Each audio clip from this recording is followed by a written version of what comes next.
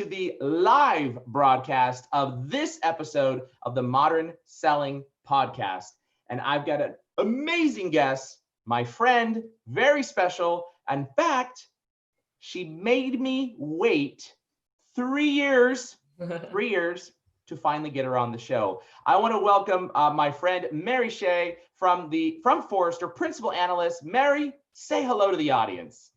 Thanks, Mario. Hey, everyone. It's great to be here. And Mario, thank you for being patient. I've wanted to be on your podcast for so long, and I'm super excited to be talking about the modern seller, different trends, and what organizations need to do to ensure their sellers can succeed in a highly digital environment. So psyched to be here. I kind of wish I was in Hawaii with you over there, but I am in Portland, Maine. I'm very happy to have a lot of sun here today. So that's great news. Well, at least the sun is out. That's the most important thing. And we've got the beautiful water in the background. So, you can't really complain that much. It's all good. So let's see. Let's spend some time talking about why we're here and who you are. And I've got a very special question for you. I want something juicy and something's coming up. And I know you listen to my show, so you know the question I'm going to ask you shortly. But we're here to talk about why sales leaders must revisit their sales training strategies right now, and why this is so important in this era and the time that we live in, especially given the shelter in place, COVID, quarantine, post-COVID. I can't even tell you where we're going to be at in the period of time that we're here right now. But before we get into all those details and tee up that discussion, which is a super important topic, Mary, just do me a favor, give a little background about yourself. You've been with Forrester for almost 5 years, if I'm not mistaken, right? And so I'd love to hear a little bit more of the background about yourself and how you got there and what you really are principally focused at from a Forrester research perspective. Awesome. Yeah, thanks, Mario. Great question. So first of all, I'm going to say you're wrong. I've been at Forrester for 10 years now. Oh, my goodness. And what's interesting about that is it's 2 separate stints. So believe it or not, I started at Forrester back in 1996 when it was a really small company. And I started out as an inside sales rep. And I happened to join the firm at a time when Forrester was a relatively small think tank. We were not a publicly traded organization. And we were just starting to help businesses understand what the impact of the internet was going to be on their ability to interact with customers, trading partners, consumers. And I just happened to be in the right place at the right time and had a tremendous opportunity over the course of about 5 years in that particular role to do everything from inside sales to running a team of about 30 reps. And I actually went out to Chicago to open up Forrester's first satellite sales office. So my first foray into the sales profession happened at Forrester way back in the day. And then I left the company to sort of get a chance to run my own show. And for about 15 years or so, I was in executive level roles, whether general management or chief commercial officer roles at global organizations. And so I wanted to really have a chance to build, lead, develop global sales strategies, both direct and indirect, and traveled all over the world. Did that for a long time, and then started to teach at the University of Chicago's Business School, the Booth School of Business. And I basically created a class that I'd had in my head for a long time as a chief commercial officer. But as you know, and your listeners know, there's no time to actually do anything other than support your team and bag business and make sure you're on track to hit your numbers. So I developed a course to help the next generation of business leaders figure out how to build, develop, lead a global sales organization. And a lot of the students at Booth weren't necessarily going to go into sales, but would be in leadership positions, private equity, other types of roles where they really needed to understand the commercial function and how to potentially interact with that function. So it was a super fun experience.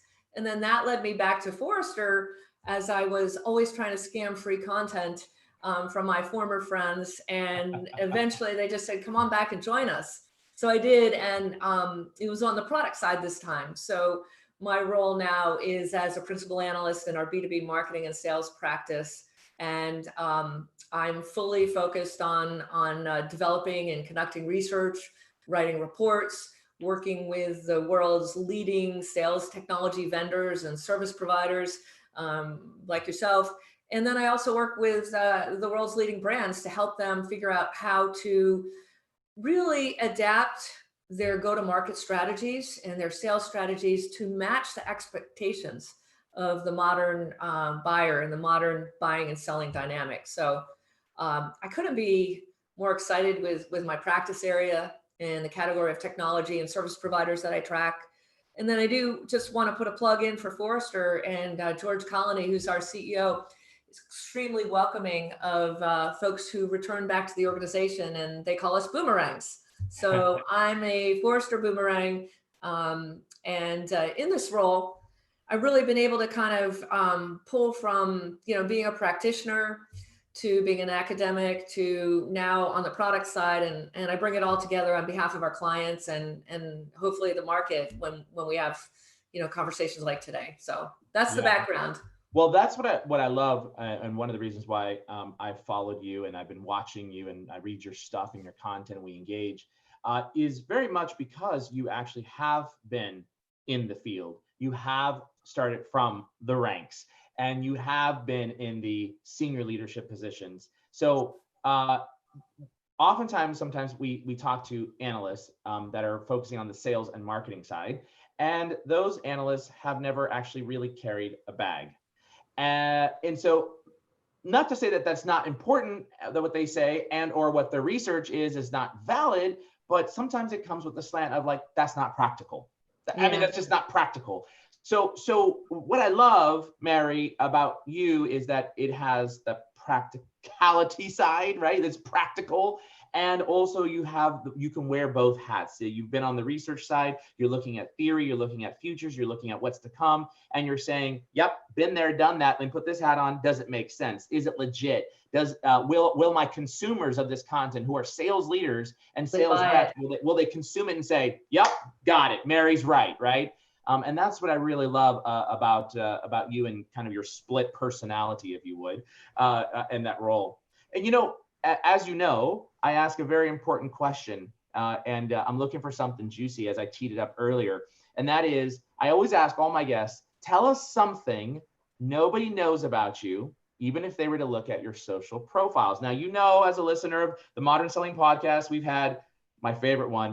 The shocker was I ran an illegal poker ring my whole entire college career. I just told my parents a few years ago, but it paid my way through college. So that's one. And then everything is boring as, I'm not saying it's boring because I've got 2 kids, but I got 2 kids, to something very simple. So give us something juicy, Mary. What don't people know about you? Yeah, I'm not sure I can beat the illegal poker ring. Maybe after a couple of glasses of wine, we could see. But teeing off something you just said, and this is something that probably nobody knows about me because I don't put my birth date and different things out on social. I'm a Gemini. You called me a split personality, so I am a Gemini, and I do have a birthday coming up soon, and I do have kind of that split personality, and I have to constantly be challenged and have new ideas and new projects. And, I can think of 3 or 4 different companies I'd like to found after all of this. So, that's something that nobody knows. I am a Gemini. The other thing I was going to say that I think is a lot of people may not know is I actually started my sales career when I was finishing my PhD. And I started as a car salesman. Oh, really? No, I did not know that. I sold Hondas and BMWs, and I learned so much from that process about how to read people, how to deal with different types of people, negotiating skills, and that's where I found out that I had a little bit of the Midas touch when I didn't even expect it. Most people don't necessarily expect to go into sales, and if you look at my academic background, you can see I probably didn't expect it either, but it was a real love. And something that was just a natural ability for me. So Hondas and BMWs. Hondas and BMWs, and I have driven both.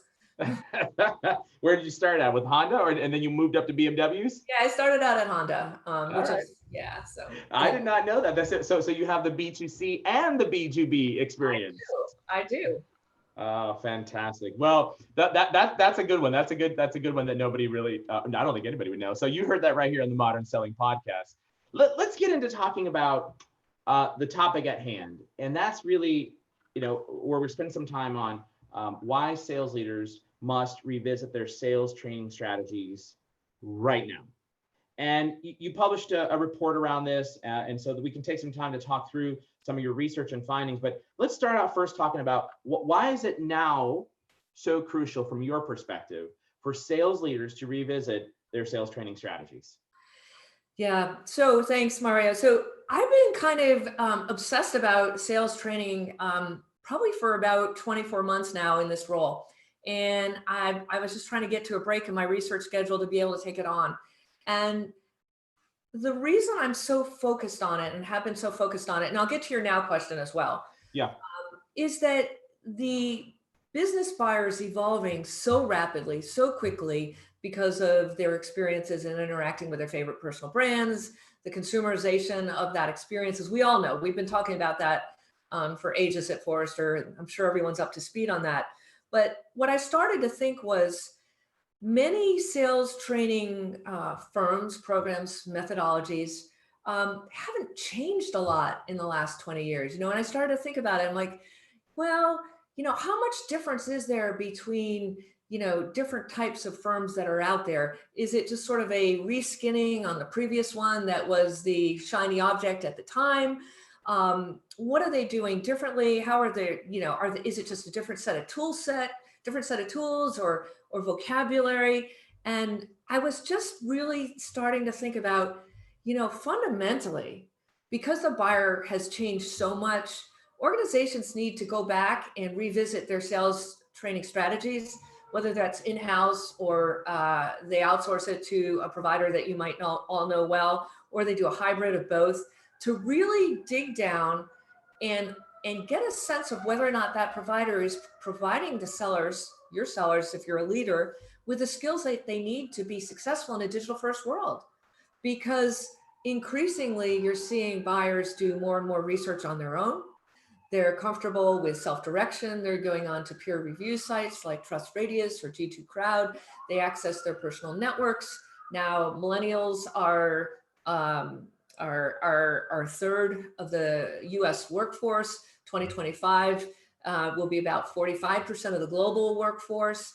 These digital natives are very comfortable learning on their own and transacting over commerce or marketplaces. And so I was really trying to get to the heart of which one of these providers are out there providing the right types of services, delivering in the right types of formats. So a wide range of formats that can be, in person, virtual, digital, podcasts like what we're doing today. Do they have the ability to capture meaningful data to drive insights out of how effective their sellers are retaining some of these themes? And so that had been really pushing me towards focusing on this topic for quite some time. So I'm really excited. I did a market landscape that you referred to a little bit earlier that we call a Now Tech report, even though this is on the services space, where we go out and we actually survey the entire landscape and categorize different types of players, service providers in this case, by some of their capabilities, or if they're a technology player, their functionality, and help the market sort of make sense out of it. And so that report I published late last year. And I think and hope it's been helpful to the market as they start to really understand who's going to deliver in modern formats that my employee base is going to care about, who's going to show up and deliver training using language that's appropriate for the 21st century, and showing visuals that make sense for what my workforce looks like, who's really digging into different types of tools, either through native development or partnerships, so that we can really advance what we're doing in the space. And so it was super fun to do. That was the genesis of it all. And then came COVID. And that was almost like, you take some of these trends that have been gnawing away at me for some time, and you just dump some gasoline on it, and Oof. Completely accelerated. So all of the trends I've been thinking about that are on a maybe, in 18 months to 24 months to 36 months trajectory, that time period has just been compressed. So that's sort of my response to the second part of your question, like, why now? Why now? Well, now it's more important than ever. And we're seeing a big lift in demand at service providers like yours. I don't know if you're seeing it as well, but somewhere in the range of 20% demand, as companies that haven't had the right provider in place or haven't revisited their strategies are scrambling really quickly to try to figure out how they can get their sellers successful in a digital and virtual and remote world. It's funny you mentioned that. You and I were talking a few weeks ago, and you had asked me, like, how has your business been impacted? And the answer was, well, first off, we as Vengreso, we were impacted from companies deciding to stop pay. That was one thing that happened. So we got impacted on that side as well, with a lot of dollars in dinero that people were holding back. And now we're starting to see it trickle in, which is good. But the second piece is our inquiries went like that. Right. And interestingly enough, if you look at COVID, from the time that it started, that first 30 days, all of a sudden everything went like it was just like to a screeching halt. And then everybody started saying, oh my God, what do I do now? And then 30 days later, which has really been the last 30 days, we just saw this go like that, and this big giant stick. And I'll continue on with the point, saying, if you rewind back in 2017, I've been tracking this. I did over 200 executive level meetings. 75% of them were spent trying to convince sales leaders of this thing called the internet. That, oh, by the way, it really does exist, and we need to equip our sellers on how to be virtualized and sell virtually and sell digitally and engage with our buyers through video, through text, through social, as an example. And most sales leaders, Mary, as you know, they're our age and above, 45 and above, and we didn't grow up selling this way, right? So that was 2017. Fast forward to 2018, again, a little over 200 executive meetings. About 70% of my meetings were spent trying to convince sales leaders of this thing called the internet. Fast forward to 2019, 65%. So it was like slowly going. Now 2020, in the last 30 days, 0%, right? Because of such a crazy pandemic shift and how we think about the approach to the marketplace, not just with a virtual, how you deliver sales training, but also how do we equip sellers with the right way to engage with today's buyer? And that's just a dramatic shift. And I don't think we're saying anything that sales leaders don't realize now. They didn't get it 30 days ago or 90 days ago, but now they do get it. And this now function of how we approach sales training and what we do for sales training, really, we should be thinking about, okay, or no, this is what I think. You tell me, how about that? I think as a sales leader, which I am, the way I have to think about it is, I've got only X number of mediums that I can engage with a buyer. It could be video, could be text, could be social, could be phone, email. I've only got these methods. How do I leverage all of them and do it right? Is that the way we should be thinking about in terms of how we look at approaching the market? And then layer on top of that, all right, now how do I train my folks to do that? Yeah, good question. And I'll say before I dive into that your anecdotal research is really consistent with mine and my experiences with our client base as well. And I will say that in those customers of yours that joined back in 2017, those heads of sales or heads of marketing looking like freaking heroes right now. And the ones that were naysayers are trying to figure out how to catch up and not lag even far behind. So I think a shout out definitely is in order for the prescient folks who realized it back then and who got it done for their organizations, because they're sitting pretty right now. Yeah. And looking great. And we're hearing that those clients are extending and deepening their partnerships. Absolutely. We actually had one of our clients reach out to us, Chuck, the CRO at Market Muse, and they had made a decision early on, late last year, to go through a digital sales training program. And he created a video, and he said, this was right in the middle of COVID. And he said, are you kidding me? Like, you said to me the program was going to take 3 months, and I was like, but are you kidding me? Do you see what's happening now? This is the only way for our folks to engage, and that's why we're ahead of the curve. And so you're right, like sales leaders who got it, who were, I would call it revolutionary thinking, not evolutionary thinking, revolutionary. they're sitting much better and in much better position. And we have a customer right now that was able to attribute $1 million in open sales pipeline to a pilot group of just 60 people, $1 million in a 6-week period as a result of leveraging social engagement. And that's just obviously one aspect, right? During COVID. So in any case, I agree with you. I'm sorry, I cut you off in answering my question. No, so good. So I love the conversation. So you were talking about having the skills as a seller to engage across all of the different channels that are available, whether it's chat, direct message, personal message, social, email, phone, screen share, whatever it may be. And I think to answer your question, I think sellers absolutely have to have competency, really strong skills, and understand how to engage effectively and with the right etiquette in all of those modalities.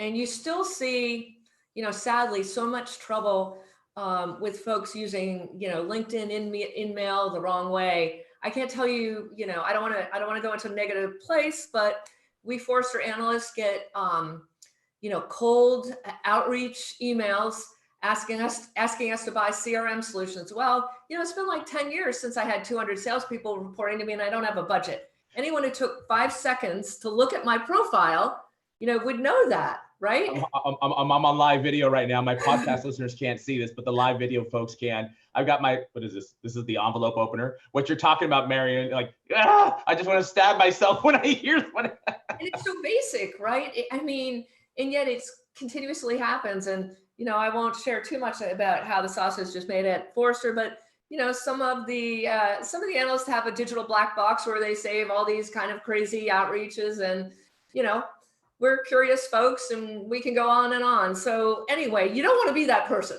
as a seller. Exactly. So having really strong competencies in any channel where you're going to interact with a buyer is crucial. Now, at the end of the day, are you going to use each of those channels equally? You know what? Probably not. And it could depend on what kind of stuff you sell, what the deal cycle is. Is it higher velocities, is it more enterprise, the type of territory you work in? And so what channels you use really will be defined by the buyer, because it's all about meeting and connecting where your buyers are. And now, as far as I know, all of your buyers are either digital or remote, right? And none of us are meeting up for coffee right now. So those skills are so crucial. And I will say, I don't think that they're crucial just for a particular moment in time until we get better, so to speak. I think that, as we go through the social impact of this global pandemic and economic downturn, that we will not be going back to anything that looks like the past, but we'll be carving out a new future for how we do business, how we interact, how we engage. And I think that digital remote is going to be such a critical piece of that organizations really need to make sure their sellers have the right skills. And, if you think about it, we could talk a little bit about the skills, Mario, because that's your area of expertise. But, the skills that you have to deliver an in-person meeting are a little bit different in screen share or video. The different things you need to do to make the conversation memorable, to be engaging, to draw folks into the conversation. It's just, they're different skills. And so those skills need to be honed and sort of brought to the forefront in a very different kind of engagement environment. Yeah, without a doubt. I love what I'm going to call prediction, what you just talked about, that this is not going to swing back the other way, right? So if I have my little pendulum, and my podcast listeners, you can't see my arm, but I'm holding it erect and straight up in the air. That's the middle. I believe we were way over here on the left-hand side prior to COVID, right? And that is, we had our sellers at field-based. There was inside sales and virtual sales that was growing. It was gaining momentum, yes. But everybody get out in the field, knock on those doors, shake their hand, take them out to lunch, do the dinner thing. Yes, I agree. We had to do that on occasions. That was a good thing to do. And then it swung as a result of COVID all the way over to, you can't see my arm right here. There we go. There you can see my arm, all the way over to the other side. And I think what I just heard you say, Mary, is that we're not going to go back to here, but we're probably going to be somewhere around over here, the middle towards, people realizing, yeah, exactly, towards the virtual, people realizing, wow, I could actually potentially be effective. I could have an effective sales team. I need to build these particular skills. I can help them. And oh, by the way, hold on a second.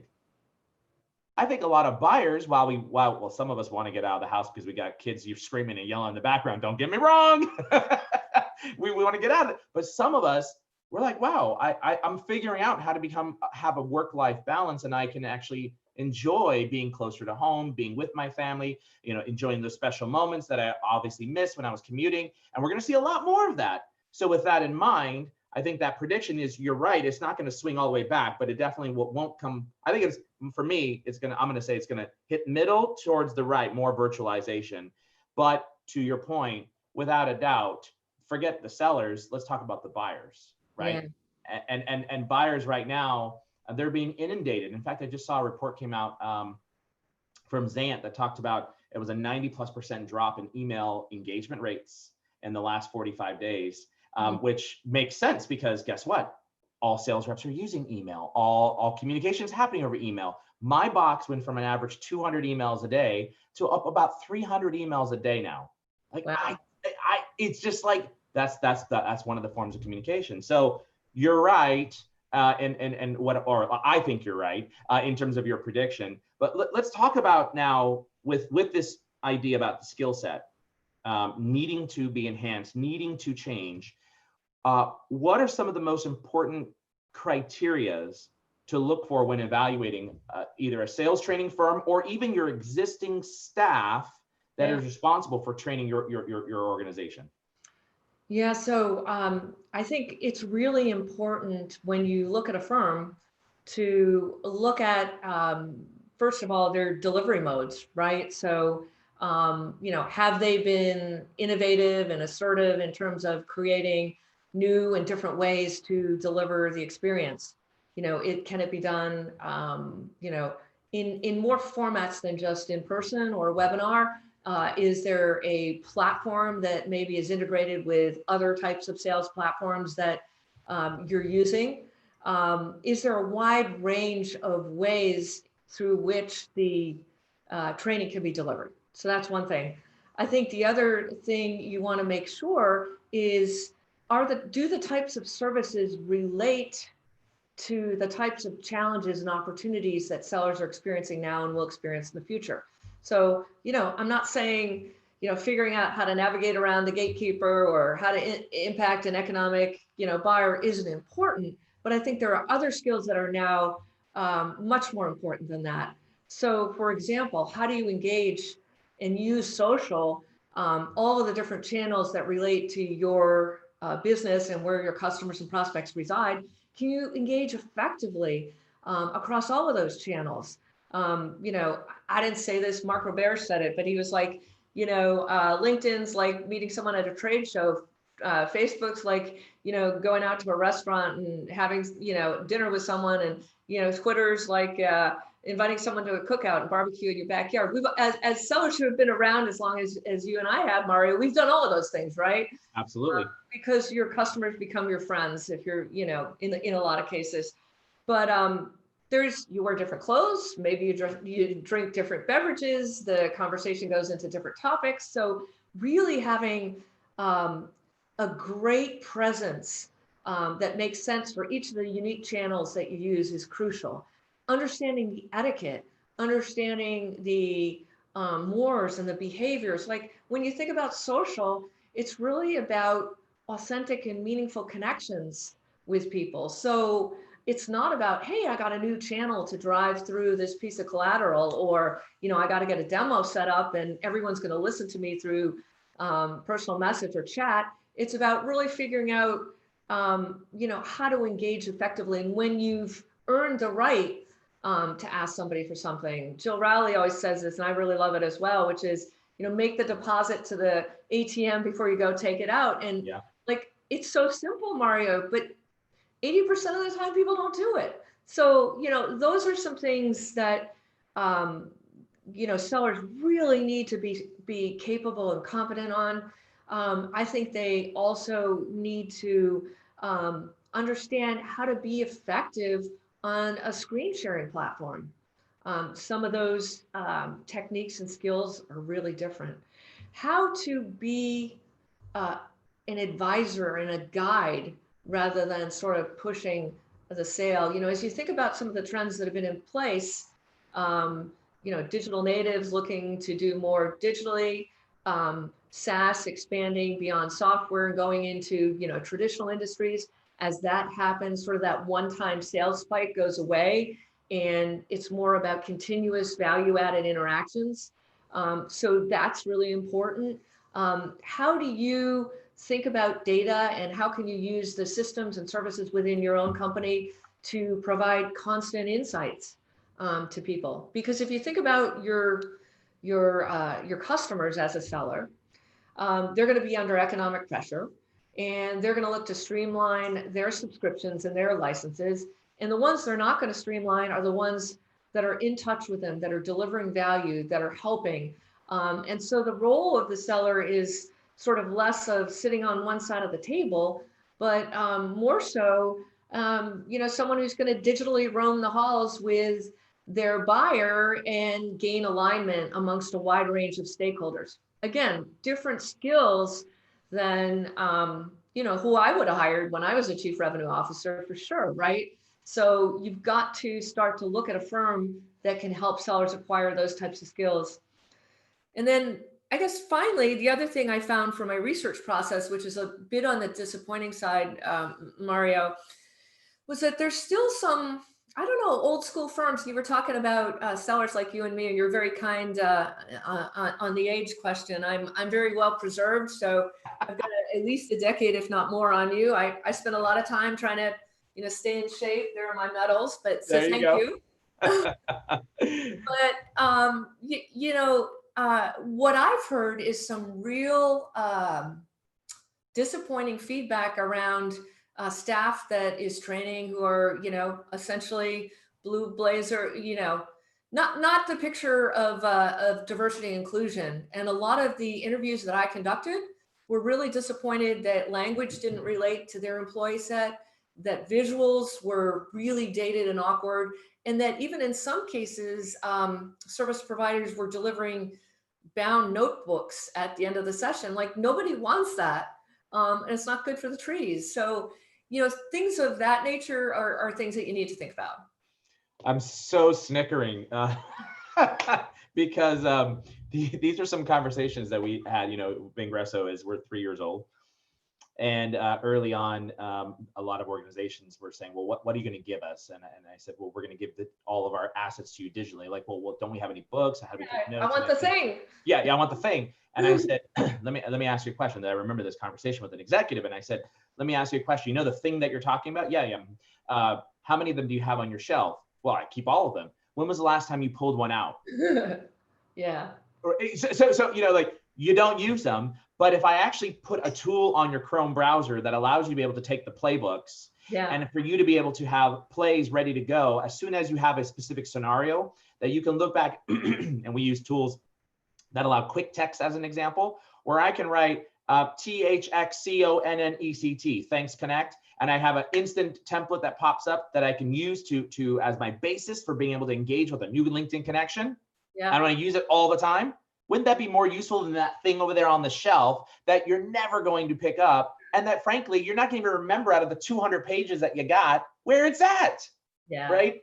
So it's funny that you mentioned that, because that perception and that feeling, a lot of sales training organizations up until 60 days ago prided themselves off of giving away these things. I could care less whether or not you gave me anything away. In fact, I've got a whole entire cabinet of books that people have sent me in hard copy. I hate it. Why? Because now I got to figure out, I feel bad throwing away their book. I want a soft copy. That I don't need a shelf. I know, same thing. And then it's dusty and it's just troubling. But so you're welcome to quote me. We did extensive interviews with customers that use these different services, and they were like, we don't want the thing. We want everything digital. Exactly. And I think the final thing that I would think about, and you mentioned tools a couple of different times here, is that, where is this category going in the future? Is it service? Is it tool? Is it a combination of both? And so I think the role that technology will play in sales training and services and methodology is going to increasingly be important. And whether you as a provider, whether Vengreso or some of the other players, partner with some of the top tier technology companies in the sales space, or, develop things natively, that's your decision. It's a business decision, but there needs to be a technology strategy that your provider has, because everything needs to get embedded into the tools that sellers use day to day. You may have heard this saying before from me or someone else, but here you go. A fool with a tool is still a fool. A fool with a tool is still a fool. And that is our big thing. Where it's like, look, whatever you do, sales leaders, yes, we're talking about sales training here. We're talking about effective sales training strategies, but throwing a tool, let's just talk about social, because that's what Mary touched on. Throwing a tool, Mary, for LinkedIn Sales Navigator and saying, here guys, go forth and be prospectors and be successful. No. And oh, by the way, you talk about ineffective sales sales training. Will the vendor provide you effective sales training on the skill? No, they're going to teach you where to click and how to click. Thing. Yeah. How to use the thing, exactly. And that's where we have, it's been interesting because, we've been banging the mantra, the drum, and singing our mantra here for a long time, for 3 years. And it's all like coming to, oh, right? For us, because this is exactly what's happening. It's coming up for us because everything we've been saying, people are like, oh my God, what do I do? And so what you said something earlier about, making sure that we have authentic, meaningful connections from the behavior standpoint, right? Leveraging social, having a great presence. Now, sellers more than ever are realizing, OMG, I need to be out in front of my customers. And your analogy, I'm gonna steal this one from you. Roam the halls digitally. Okay, we call it tap rooting. That's what we call it, but I like roam the halls digitally. That's exactly right. Think about it. One of the reasons why we actually wanted to go to customer's office, because as we were walking through, we'd say, oh, this is John Smith, and that's Mary, and that's Suzette, and you're like, oh, nice to meet you. Coffee talk, those types of things. You can do that on social. Exactly. Now we can take that, and now we have to do that because the buyer committee still hasn't changed. We're still having anywhere between 6 to 10, whoever you're talking to, right? You still got all these buyers. What's the number? If not larger, right? If not larger. Yeah. So I like that. Roam the halls digitally, but there's a right way to do it. Right. Right. And to your say it again. You can't go rogue.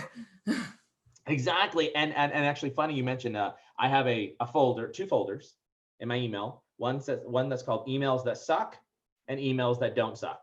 Yeah. And all bad LinkedIn connections that get forwarded to me from LinkedIn, they all go into the emails that suck. And I've got like 300 of them there, and I've got like 15 in the good emails. Right now, all of our students, of course, are all good. But that having been said, I think sales leaders need to be thinking about, all right, am I talking to a dinosaur training firm that has done it this way for 40 years? And now, and this is the question that we got to ask. And now all of a sudden, they just had to virtualize, and all they're doing is hosting Zoom webinars or whatever webinar platform. Yeah. Look, Mary, I don't know about you, but I've been to many trainings throughout my 22-year career in sales. Okay. And when I get on a sales training webinar, yes, I'm not seeing you in person, but you better darn well bring the fire. If you do not have the fire to capture my attention, oh, look, squirrel.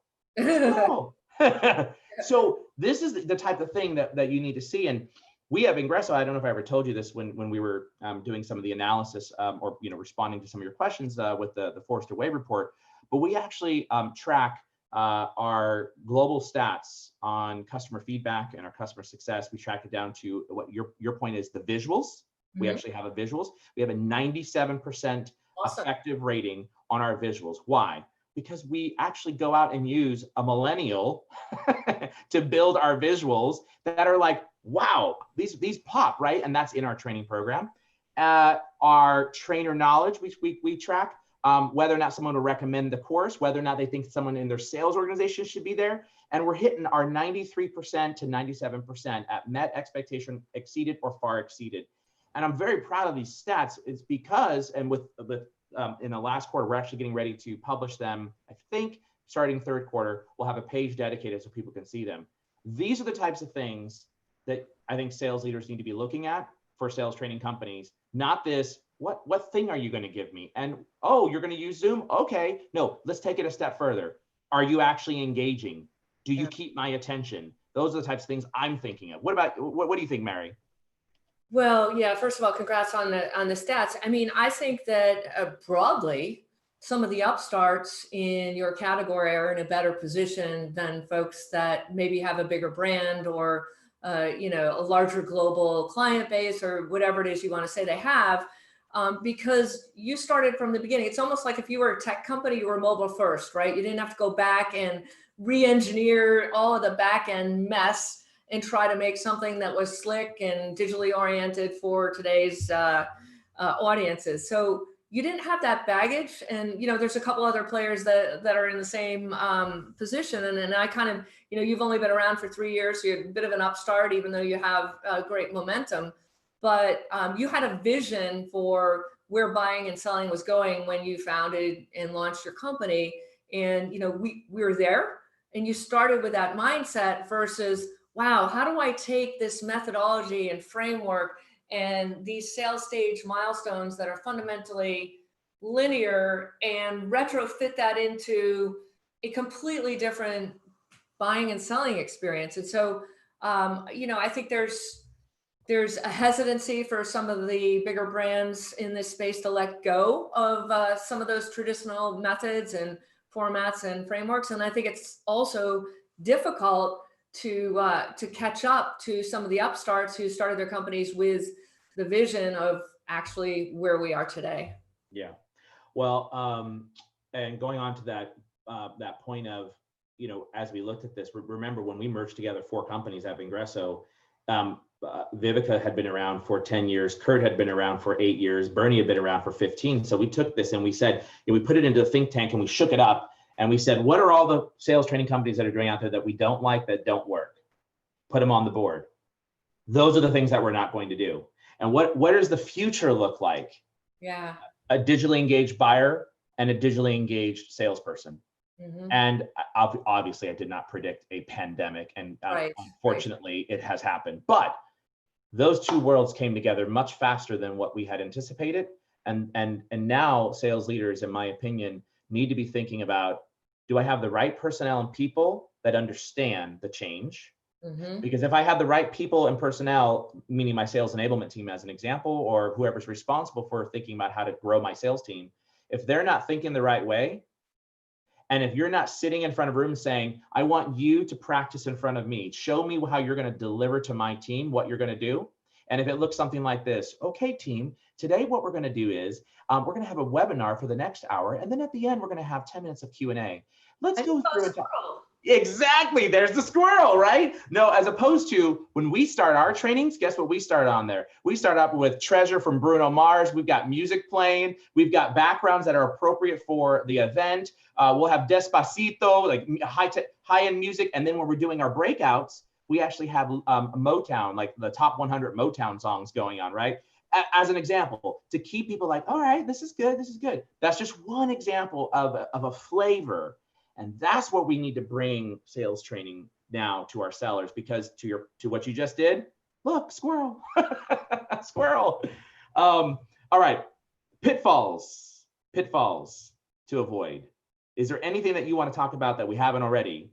Yeah. That as a leader that I should be thinking about? And I know we're going a little bit over time, so I hope you can bear with me, and all of you watching in. This is great, and I get super excited. So Mary, anything in terms of pitfalls that I should be thinking about?